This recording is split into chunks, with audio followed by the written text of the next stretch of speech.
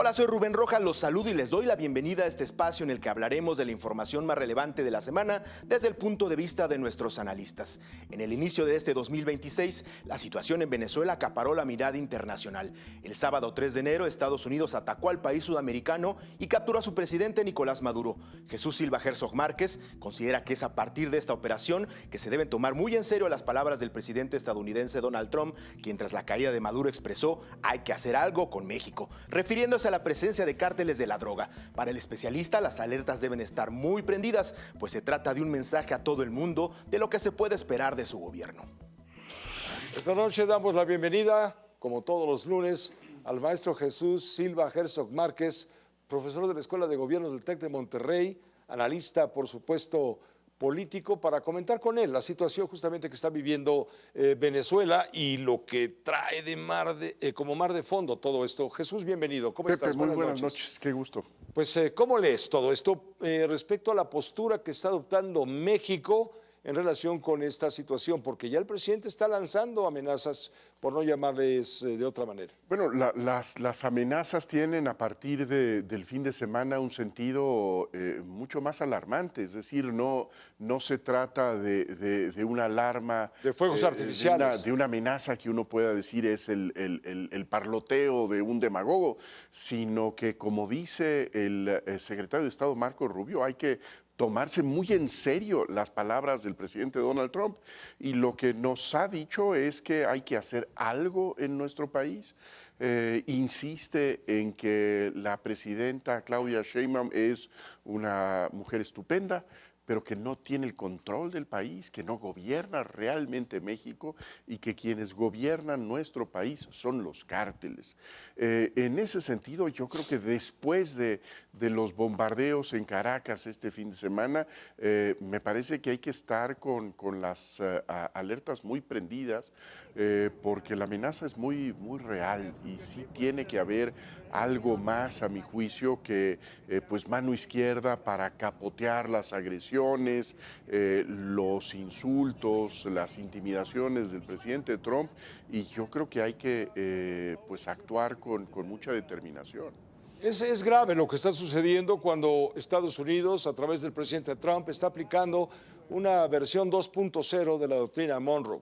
Sí. América para los americanos, pero los americanos de Estados Unidos. Por supuesto, creo que lo que vimos este fin de semana es la puesta en práctica de este documento que comentamos a fines del año pasado, este documento en donde se plantean las líneas estratégicas de la seguridad nacional de acuerdo al presidente Donald Trump, en donde pues desde luego no hay ninguna consideración a los derechos humanos, a la democracia, a la expansión de esta visión política democrática del mundo, sino el asentamiento de un poder en un espacio regional. Es de alguna manera el repliegue de los Estados Unidos en su vecindario, el que consideran su espacio, su hemisferio, y lo que estamos viendo es que esta decisión de imponerse en Venezuela no solamente es la captura de dos personas,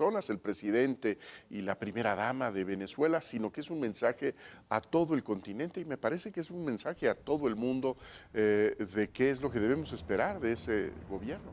¿Siguen siendo vigentes los principios de política exterior consagrados en la Constitución mexicana? ¿Siguen siendo vigentes después de lo que estamos viendo en la práctica? Mira, me parece que siguen siendo vigentes y deben ser defendidos. El problema es que los Estados Unidos no tiene ya ni siquiera el intento de cuidar las formas del derecho internacional. Lo que hizo en la madrugada del sábado, pues es abiertamente una violación a las leyes internas de los Estados Unidos, es una violación de los principios esenciales del derecho internacional, pero pues parece que en esta nueva época tanto Putin como Donald Trump piensan que el derecho internacional no tiene absolutamente nada que ver con sus ambiciones de dominio. ¿Te parece oportuna la intervención, la presencia momentánea de Andrés Manuel López Obrador quien dice estar en el retiro político, sin embargo, ante una evidencia de esta magnitud, no puede mantenerse callado y suelta sus ideas en relación con aquel hombre que fue el único presidente extranjero que asistió, por cierto, a su toma de posesión hace 7, 8 años, ¿no? ¿Te acordarás? A Nicolás Maduro. A Nicolás Maduro, sí. Mira, a mí me parece que la posición de López Obrador termina siendo la posición del expresidente. A mí me parece que la posición relevante, la que habría que comentar, Pepe, es la posición de la presidenta Claro, Sheinbaum. no le hace ningún favor López Obrador a la doctora Sheinbaum al salir al escenario. Yo creo que no le hace ningún favor. Me parece que el texto que lee la presidenta Sheinbaum esta mañana es un texto bien pensado, bien estructurado. Me parece que defiende la posición de México con coherencia y creo que lo hace razonablemente bien. El problema me parece que no está en la declaración y la invocación de los principios de derecho internacional y las frases de Lincoln o de Benito Juárez, sino que tiene que ver, creo yo, con una vulnerabilidad muy grave de nuestro país, que es la innegable complicidad de las estructuras políticas con el crimen organizado en nuestro país. Eso es lo que hace realmente muy frágil la posición de México y creo que si queremos cuidar, defender la integridad territorial de México ante estas amenazas, lo que hay que atender es esa relación entre el crimen y la política. Gracias, Jesús, como siempre es un gusto. Feliz año. Muchas gracias, Pepe, un gusto estar aquí el primer lunes del año contigo. Claro, el primer lunes hábil del año. Gracias a Jesús Silva Herzog Márquez. La manera de actuar de Estados Unidos es una clara violación a la legalidad de ese país y a la legalidad internacional, pronunció la doctora María Amparo Casar. Para la analista, la presidenta de México, Claudia Sheinbaum, acierta en condenar estas acciones. Sin embargo, su postura pierde peso porque no condenó las elecciones de Venezuela, donde la oposición ganó con alrededor de 70%. La especialista indicó que también estará en la agenda de discusión el suministro de petróleo de México a Cuba, un tema que no le gusta a Estados Unidos. Esta noche la doctora María Amparo Casar opina sobre la operación Crepúsculo de Simón para extraer al presidente de Venezuela por la fuerza y comenta también la postura de México. María Amparo, muy buenas noches, muy feliz año, bienvenida. Te escuchamos con mucha atención. Muy feliz año a ti también, Pepe, a todo tu equipo, magnífico equipo de colaboradores. Y bueno, pues me convocas a un tema muy polémico. Polémico no porque alguien esté llorando la caída de Maduro, pero no es la caída de la dictadura venezolana, como estamos viendo. Se está negociando precisamente pues con los más cercanos colaboradores que tenía o que sigue teniendo Maduro. Entonces, podemos hacer las dos cosas al mismo tiempo. Primero, congratularnos de que pues un dictador criminal que ha tenido una conducta durante más de 10 años de violación a derechos humanos, de tortura, de represión, de terminar con la libertad de prensa, etcétera, no esté ya al frente, pero pues todos los que lo acompañan siguen allí. Y hay que decir que las formas pues no las compartimos, hay una clara violación, Pepe, ya lo dijiste tú ayer, lo vuelves a decir hoy, una clara violación pues a la legalidad de los Estados Unidos y por otra parte a la legalidad internacional, por más decepcionados que estemos de la actuación de la ONU y de la Organización de los Estados Americanos. Ahora, ¿qué pasa con México? ¿Qué es lo que pues nos interesa todo, pero nos interesa particularmente México? Creo que la doctora Sheinbaum, la presidenta Sheinbaum, acierta en condenar, la entrada de Estados Unidos o las acciones del gobierno de Estados Unidos en suelo venezolano. Claro, pierde peso su postura cuando no pudo condenar que las elecciones de Venezuela, como sí lo hizo Boric, el presidente chileno, lo hizo el año pasado. Ella no se pronunció sobre esas elecciones que a todas luces, Pepe, las comentamos tú y yo aquí, fueron absolutamente ilegales. La oposición ganó alrededor del 70% y Maduro 30%, y sin embargo ahí no tuvo nada México que decir. Eso es un punto pues muy complicado. Referente a que México que hay que hacer algo con México, pues es una afirmación muy fuerte de Trump. Hoy por hoy habría que creerle cualquier cosa. Dijo lo de Venezuela y lo está haciendo. Lo que está haciendo ahorita en Groenlandia, pues también está complicado.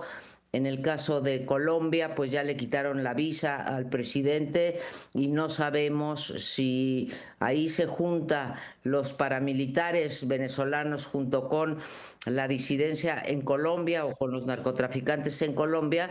También puede haber una cosa similar a la que acabamos de ver. México creo que ha cumplido durante todo este tiempo, todo este año de Trump, pues México ha cumplido casi al pie de la letra con todas las peticiones de Trump. Eh, Cuando dice Claudia Sheinbaum que hay que pedir un juicio justo, pues ya está dando por sentado que está bien que lo sienten frente a la justicia, cuando hace unos días todavía se condenaba en sí el acto. Entonces, México ya está en otra posición. Eh, ¿México tiene por qué preocuparse? Sí, Pepe, sí tenemos por qué preocuparnos en México, porque hay cosas que México, unas no ha podido cumplir, como es más avances en contra del crimen organizado, y como es otra cosa que no ha cumplido, que es el suministro de crudo o de petróleo a los Estados Unidos. Es cierto, no solamente la prensa norteamericana, estoy leyendo hoy el Financial Times, donde pues la que fue corresponsal mucho tiempo en México, Jude Weber, habla de cuál es el volumen de crudo exportado, y nos estamos volviendo en el principal proveedor de crudo para Cuba, y eso obviamente no le gusta a los Estados Unidos y va a estar en la agenda de discusión. Cuando la presidenta Sheinbaum ha dicho que es completamente legal, y lo es completamente legal que nosotros vendamos crudo a Cuba. Donde empiezan a complicarse las cosas, Pepe, es cuánto le vendemos y a cuánto se lo vendemos, ¿sí? Se lo vendemos a un precio subsidiado, y pues ya somos el primer exportador de crudo a México. Creo que esto que no estaba en la agenda, estaba en la agenda, digamos, oculta, pero hoy está abiertamente en la agenda de la prensa internacional, no solamente la norteamericana. Si Claudia, digamos, cede a esta presión de Estados Unidos, pues estamos en un escenario en el que, en efecto, Claudia está privilegiando pragmáticamente las peticiones de Estados Unidos en aras de tener una posibilidad de negociar medianamente adecuadamente, medio adecuadamente, digamos, el Tratado de Libre Comercio. Claro, Esto claro. del petróleo le está empezando a complicar. Sin embargo, claro, es una posición muy resbalosa para la presidenta de México. Por un lado, tiene que ser fiel a lo que ha sido manifiesto apoyo al régimen cubano, al régimen venezolano, en fin, al régimen al régimen boliviano en su momento. Y bueno, por otro lado, tiene que quedar bien con el vecino del norte, principal socio comercial. Es decir, es sumamente jabonoso, y donde hay jabón, el que no cae resbala. Muchas gracias, María Amparo, por estar con nosotros como siempre. Feliz año por lo que resta. Muy bien, Pepe, nos vemos. Esto merecería pues más tiempo, pero siempre el tiempo apremia, y pues bueno, ya tendremos oportunidad el martes que entra, porque habrá nuevas noticias sobre la actuación de política exterior de Trump, cuando en realidad todo está respondiendo a la política interna, a lo que él necesita. Muchas gracias, María Amparo. Buenas noches. Todo lo contrario. Buenas noches a ti, Pepe. Gracias, María Amparo Casar, siempre a todas horas en su juicio. En su turno, la maestra Alejandra Cullen habló de la designación de Alejandro Gertz Manero como embajador de México en Reino Unido. Opinó sobre el nuevo cargo del exfiscal general de la República, el cual ocurre sin que fuera llamado por autoridades del país a rendir cuentas. Cullen lo coloca en la lista de embajadores que no necesariamente dejan el nombre de México en alto. Sobre Venezuela, la analista habló sobre el dilema que enfrenta México: llevar la fiesta en paz con Estados Unidos, su socio principal, o apoyar a Venezuela. A la maestra Alejandra Cullen, perspicaz y demás, cuanto hay. ¿Cómo estás, Alejandra? Bienvenida, feliz año, desde luego. Qué gusto verte, Pepe, muy feliz año. Oye, ¿cómo ves al doctor Gertz presentando cartas credenciales ante su majestad? Encontró un país amigo, cosa que considerábamos difícil. ¿Es que los Querido embajadores Pepe. se mandan a países enemigos?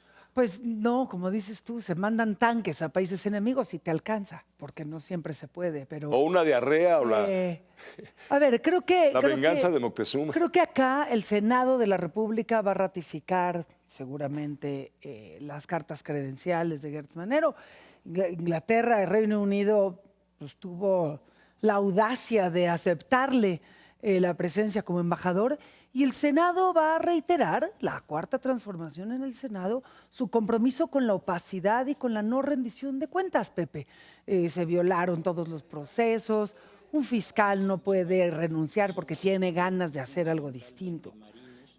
Sabemos que había pues, instrucciones del otro lado, pero este juego tan oscuro de la forma como lo sacaron, donde no hay rendición de cuentas, de todo lo que sucedió a lo largo de su administración como fiscal supuestamente autónomo, a mí la verdad me deja muy mal sabor de boca. No se trata de que lo metan a la cárcel, se trataba de un ejercicio básico de rendición de cuentas que por supuesto no hemos visto ni veremos en el caso del fiscal Pepe. Allá va un embajador más de estos que no necesariamente dejan el nombre de México en alto y pues espero que esté con bajo perfil y disfrute Londres, que es una bellísima ciudad. Entre otras cosas, para eso sirven las embajadas, ¿no? Guardadito, se ve más bonito, seguramente no saldrá ni a dar el grito el 16 de septiembre, porque ya sabemos que no le gusta salir en público, Pepe. Alejandra Cullen, Venezuela. Venezuela nos tiene de cabeza, nos tiene al borde del asiento a todo el mundo, pero sobre todo en América Latina. ¿Cómo estás leyendo lo que ha sucedido a partir justamente de los hechos de la madrugada, primeros minutos del sábado pasado? A ver, me parece que no es, primero que nada, no es a todo América Latina que tiene de cabeza. Al mundo, Es pues. básicamente, no, a ver, hay todo un cuestionamiento por la defensa de la soberanía, por la forma como entraron. Era un régimen al que desde dentro no iban a poder tirar. La oposición hizo todo lo que estaba a su alcance, María Corina lo mostró, demostró todas las capacidades de movilización social y simplemente no se podía movilizar o tirar a Nicolás Maduro, y si caía Nicolás Maduro iba a entrar Diosdado Cabello, cualquiera del régimen militar iba a quedar con las mismas condiciones de absoluto deterioro en las que vive el pueblo venezolano. Visto desde ahí, es muy difícil estar de acuerdo con el modelo de intervención, pero para mí es todavía más difícil aceptar a un Nicolás Maduro teniendo de rehén a su pueblo mientras se va enriqueciendo, sigue creciendo sus cuentas en Suiza y todo lo que está empezando a salir. Ahora, para el resto del mundo, ¿quién está en realmente tela de juicio? Son aquellos gobiernos asociados con la izquierda, por un lado. Entonces tenemos a Lula, en el caso latinoamericano tenemos al gobierno brasileño, que ha sido muy moderado en sus posturas. Tenemos a Petro, que está casi colgado de la lámpara, es el que parece más asustado. Hoy habló con Trump, por cierto. Pues van hablando, pero es el que... No es la primera vez que hablan. Es el que ha mostrado más... Belicosidad belicosidad mezclado con miedo, ¿no? y congruencia, claro. Y mezclado con miedo. Y luego está, por supuesto, el gobierno mexicano, porque el resto de los gobiernos, casi todos ya tienen una afinidad partidista con Donald Trump. Y el gobierno mexicano, que tiene este dilema entre llevar la fiesta en paz con su socio comercial, pero defender la doctrina Estrada, y peor aún, Pepe, pues tener que defender sus vínculos con Venezuela, que han sido mucho más estrechos que los de otros gobiernos. tanto en intercambios de petróleo, de alimentos.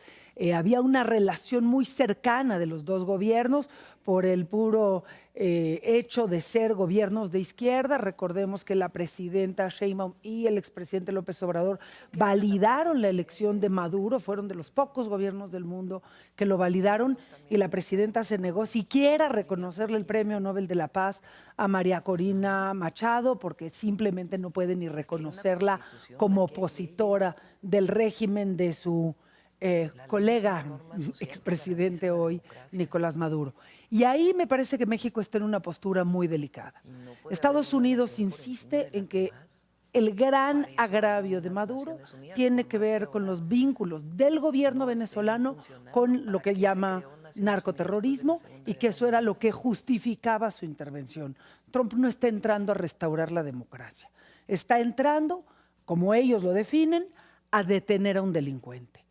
Y cuando, si es que existe alguien en nuestro gobierno que tenga vínculos con el narcotráfico, con el crimen organizado o con alguna de las redes que Trump considera narcoterrorista, pues ahí es donde el gobierno mexicano puede verse en aprietos, porque una cosa es desmantelar laboratorios en las calles y en el campo en los distintos estados en México, y otra cosa es meterse con la clase política. Yo creo que ahí es donde entra el verdadero dilema en un año en el que tenemos el reinicio de la negociación o de la revisión del TEMEC, y mucho de lo que vemos en la parte comercial posiblemente esté restringido o que quede capturado por la discusión en materia de seguridad que pasa por la parte política. No me cabe la menor duda, México en este momento está en un callejón donde el piso es jabonoso. Muy y jabonoso. Sabemos que cuando el piso es jabonoso, en la casa del jabonero,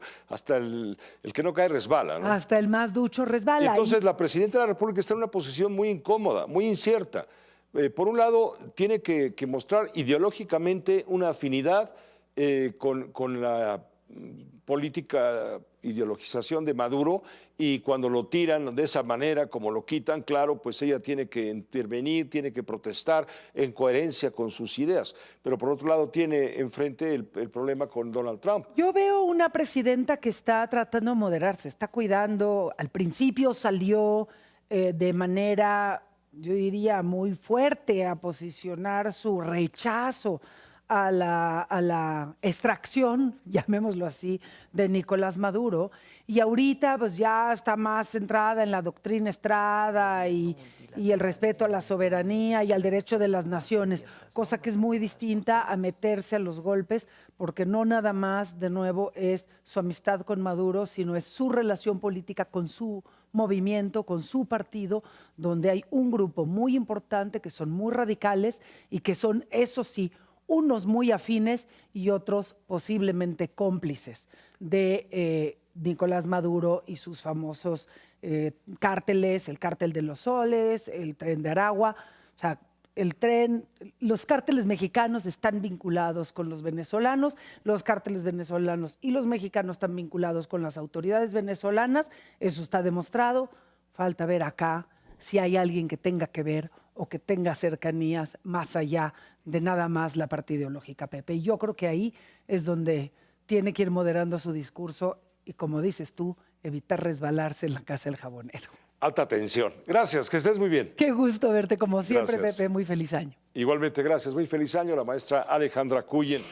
El analista Carlos Elizondo Mayer Serra visualiza a Cuba y a Nicaragua como los posibles siguientes blancos de Estados Unidos para ejecutar una acción como la de Venezuela, debido a sus respectivas dictaduras. Sobre el régimen de Nicolás Maduro destacó: el gobernante destruyó a su país y a su economía. También comentó sobre la realidad actual de Venezuela. Enfrenta dos ejes: lograr que Trump no se enoje y que la base más radical no diga que se vendió al presidente estadounidense. Y vamos al análisis con el doctor Carlos Elizondo Mayer Serra, profesor de la Escuela de Gobierno del TEC de Monterrey. Carlos, bienvenido, feliz año, buenas noches. Feliz año, buenas noches, Pepe. Mira, en efecto. Oye, Huachicol, 10,000, ¿qué? 10 millones de litros. 10 millones de litros, ¿dónde quedaron? Me parece increíble la nota. Es decir, cuando están decomisando un barco, se les pierde la mitad de lo que traían adentro. O sea, Si yo te dijera que esto está pasando en una novela, dirías, es una payasada, Carlos, eso no pasa en México. Y no pasa nada, aunque haya pasado en México. Y fíjate que eso es justo lo que estos gobiernos mal administrados, que concentran todo el poder, van haciendo, porque adentro las pugnas por el poder y por el dinero lo van desarticulando todo. ¿Qué es lo que le acabó pasando a Venezuela?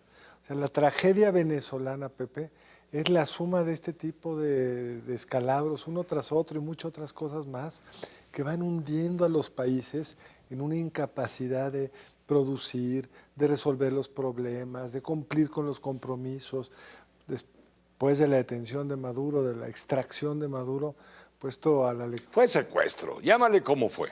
extracción, me gusta muy, pero es un secuestro, como en fin, es violatorio del derecho internacional. Por donde le busques. No hay dónde. Independientemente de lo gordo que te pueda caer Pero Maduro. no es que me caiga gordo, no es ay, me cae gordo fulano, mengano. Destruyeron al país, Pepe.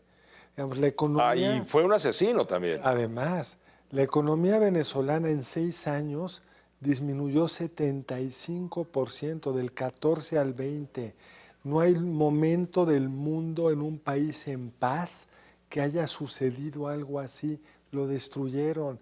Están muy preocupados ahora algunos analistas sobre los Estados Unidos se van a quedar con el petróleo.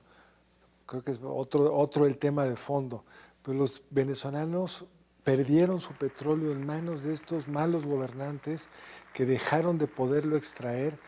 Hay por ahí un ex alto funcionario de PDVSA o vinculado al petróleo en Venezuela que se dice que tiene $4,000 millones en Andorra. O sea, se robaron todo por todos lados.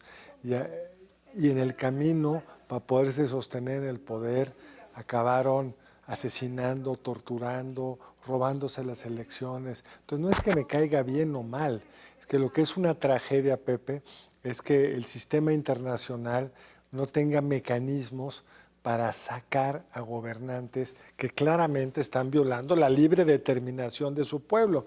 Si uno ve la declaración de la presidenta el primer día, el lunes, se invoca el artículo 5 de la Carta de las Naciones Unidas, donde habla de la libre determinación de los pueblos. Pero ¿tú crees, Pepe, que en Venezuela la libre determinación de los pueblos llevó a que Maduro se quedara estos años? Claro que no. Todos sabemos que se robaron la elección en el 24.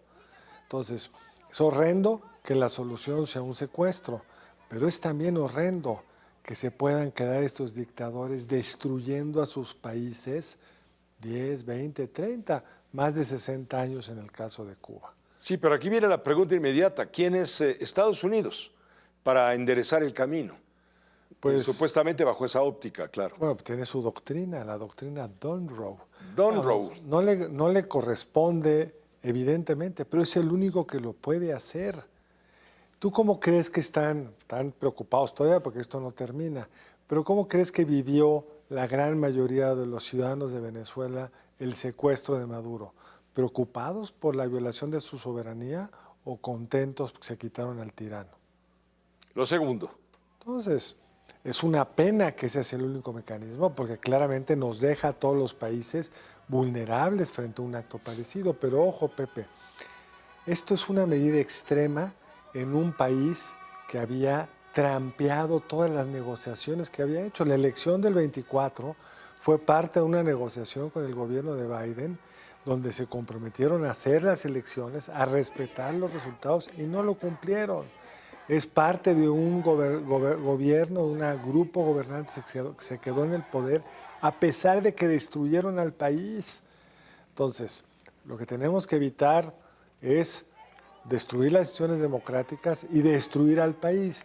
Y eso hace que un presidente como Trump no tenga los mecanismos y la justificación para actuar como actuó en el caso de Venezuela. Veamos qué rápido reaccionó Petro. Pues habló con Trump, quién sabe qué se dijeron. Pero ¿por qué para Trump, Petro es una situación muy distinta? Primero, que fue electo democráticamente. Segundo, porque hay elecciones en agosto. Se va Petro, no puede reelegirse, la Constitución no lo permite. Va a haber un candidato que viene de su movimiento, otros candidatos que vienen de la derecha. Vamos a ver quién gana. y va a ganar el que el pueblo colombiano quiera. Hay una libre determinación del pueblo colombiano. No lo hay en Venezuela. Está muy interesante lo que está ocurriendo en estos momentos, toda vez que Delcy Rodríguez, por ejemplo, la presidenta impuesta en lugar de Maduro, se va a entrevistar mañana o pasado con Gustavo Petro de Colombia. Y a su vez están viendo la manera de que Gustavo Petro, Delcy y Trump tengan un encuentro trilateral y comiencen a conversar sobre las cosas. Yo creo que esto es lo más interesante de todo, Pepe, porque no le impusieron en la medida que era la vicepresidenta. En ausencia del presidente, le toca a la vicepresidenta.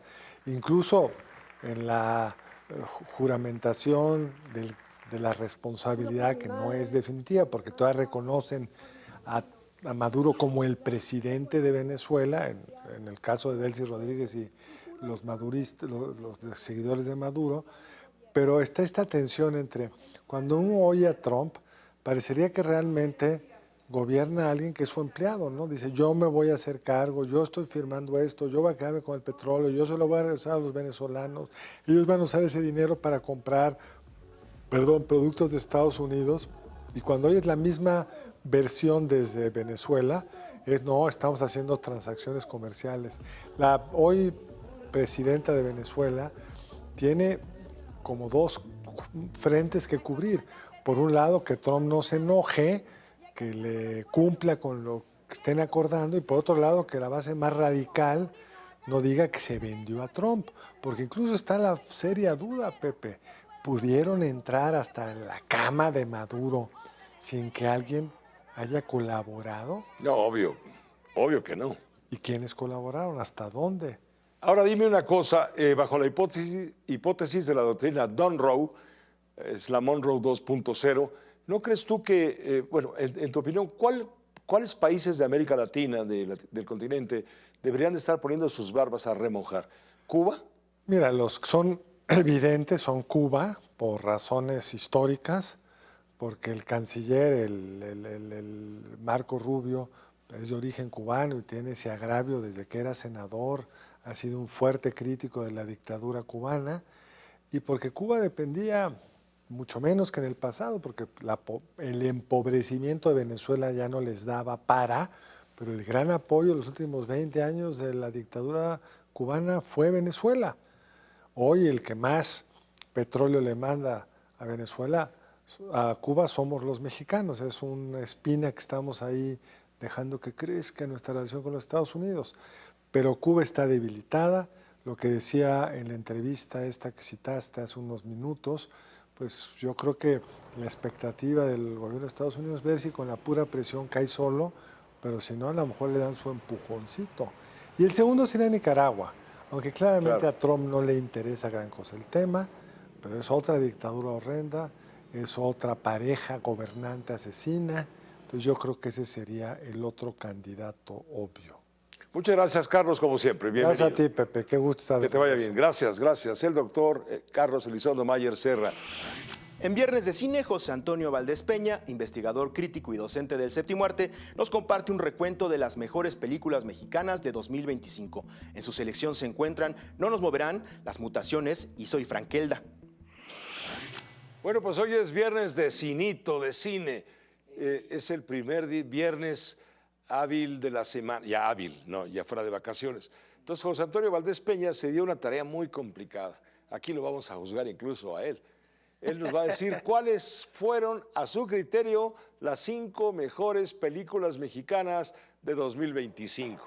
Vamos a ver si usted está de acuerdo, si estamos de acuerdo o no. Buenas noches, José Antonio, bienvenido. Buenas noches, Pepe querido, feliz año. No Igualmente. habíamos coincidido. Pues sí, más que las 10 mejores, también yo diría que son 10 experiencias que a mí me dan, por un lado, confianza nuevamente en el cine, es como una renovación de votos cada año, pero también hacia dónde va el cine mexicano, cuáles son las propuestas que están pasando. Sabemos que la economía y sobre todo el cine queda muy afectado por las crisis y que, bueno, finalmente, pues el cine mexicano encuentra su camino, para bien o para mal. Entonces, estas 10 películas que, bueno, si nuestros amigos no las vieron, pues anótenlas para que las puedan encontrar. Ya muchas están en plataformas, algunas siguen en cartelera, algunas algunas llegarán pronto a plataforma. Véanlas y dense una idea de qué fue el cine mexicano en este año 2025 que se fue. Pues si me lo permites, Pepe, nos arrancamos. Y nos arrancamos con Soy lo que nunca fui, de pues un director muy interesante, muy joven, que se llama Rodrigo Álvarez. Él nos muestra el fenómeno de la migración desde una perspectiva distinta. Una familia que ve que el padre se va al otro lado y jamás lo volverán a ver. ¿Qué perspectivas toman los dos hijos y la esposa de este personaje? Pues ella tratará de reconstruir su vida mientras uno de sus hijos descubre su verdadera preferencia sexual y el otro cae en el mundo del crimen organizado. Una visión de la migración muy diferente a la que siempre vemos, que retrata sobre todo la experiencia del migrante. Aquí es qué pasa con los que se quedan, y eso lo hace importante. No nos moverán, de Pierre Saint-Martin, pues la ganadora del Ariel a la mejor película, pues nos lleva a cómo un trauma histórico sigue pesando en muchas generaciones de mexicanos. En este caso, una mujer abogada que perdió a su hermano en el movimiento del 68 y que ha encontrado, Pepe, a los responsables de su tortura y asesinato más de 50 años después. Luisa Huertas crea un personaje que entre la locura, el delirio y el deseo de venganza, pues nos habla precisamente de cómo los traumas mueven a toda una nación a nivel histórico. Gran película de Pierre Saint-Martin. Crónicas del Otro Norte, de Miguel León. Pues bueno, aquí tenemos un experimento muy interesante. Se montó una carpa en una plaza pública de Chihuahua y la gente entraba a esta carpa y grababa sus sueños enfrente de una cámara. De ahí el director toma solamente los audios de las imágenes y recorriendo escenarios del estado de Chihuahua, pues las voces se van juntando y vamos teniendo un hilar de sueños, un telar de sueños realmente muy interesante. Es una película que está entre el cine como poesía, entre el cine documental, en fin, una película que sale de sueños además, que es algo muy interesante. Seguimos con Un cuento de pescadores, del director Edgar Nito, pues un joven guanajuatense que se ha ido ganando un lugar muy importante en el cine mexicano, y aquí pues nos habla de un espectro que azota a los hombres que se suben un poquito pasado de alcoholes a las lanchas del lago de Janitzio, y bueno, pues contando una historia precisamente una historia de fantasmas alrededor de este espectro. Pues tenemos una película que es muy importante, Pepe, sobre todo por una razón: fue producida completamente por personas de Michoacán. Se habla entonces de una descentralización también de la industria del cine mexicano. Las mutaciones, de Jorge Ramírez Suárez, pues nos enfrenta a una propuesta minimalista en la cual el director pues tiene un personaje que de pronto por una enfermedad pierde el habla. ¿Cómo se va a comunicar? ¿Cómo va a expresar sus emociones? Esto es lo que hace que la película sea muy intensa. La actuación de Tony Dalton es estupenda y la forma en que Jorge Ramírez Suárez nos presenta, como dice el título, las mutaciones que va teniendo el protagonista, pues la hacen muy, muy interesante. Vámonos después con... película de la directora Sofía Gómez, donde tenemos a una mujer que vive una doble tragedia. Por un lado, perder a su hijo en un accidente, y por otro lado darse cuenta que ese hijo para ella era un total desconocido. Ludvika Paleta logra una interpretación verdaderamente magistral alrededor pues de este personaje que, siendo una mujer joven, una madre joven, pues enfrenta esa doble tragedia. Gran película también de un minimalismo importantísimo. La falla, de la directora Alana Simoe, pues nos lleva a un documental. ¿Cómo vive la vida una maestra de los Altos de Jalisco, de una escuela rural, donde pues además de que los niños viven en una situación diferente a los de los niños urbanos, pues son niños que están acostumbrados al crimen organizado y a hacer, simulacros de balaceras? Entonces, pues de una manera muy interesante, centrándose en esta mujer, en esta docente, La falla pues nos lleva a conocer una realidad que muchos chavitos y chavitas de nuestro país están viviendo en este momento. La reserva, dirigida por Pablo Gómez Lombardini, pues es una película que ganó los premios principales del Festival de Morelia y nos lleva pues a la lucha de una guardabosques que trata de preservar una reserva ecológica en Chiapas, Pepe, que está siendo duramente atacada por el crimen organizado. Todo el mundo le dice que no se meta, todo el mundo le dice que no pasa nada, pero esta mujer en este blanco y negro, filmada con actores no profesionales de Chiapas, pues nos da una verosimilitud enorme de una mujer que no va a dejar de luchar por lo que ella cree. Ahí está La Reserva, por cierto, película que ahorita todavía la pueden ver en cartelera, se encuentra en varios cines.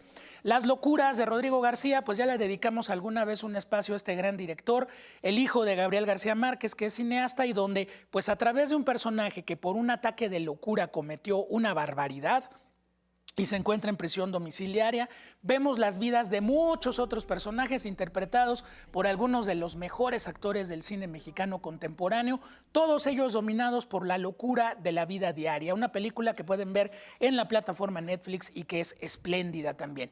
Terminamos con un ejercicio de animación, pues dirigida por los hermanos Ambriz y apadrinada por Guillermo del Toro. Soy Frankelda, pues nos lleva a un ejercicio muy imaginativo. Aquí estamos viendo imágenes, animación plano por plano, lo que se conoce como stop motion, y donde pues una escritora del siglo XIX, escritora de cuentos de fantasmas y de terror, pues viaja hacia su mundo interno para enfrentarse a sus demonios. Pepe, pues bueno, esta película también se encuentra todavía en cartelera, y si van a la Cineteca Nacional de Joco, van a encontrar una exposición donde están los modelos, las figuras con las cuales se hizo esta película, así que no se lo pueden perder.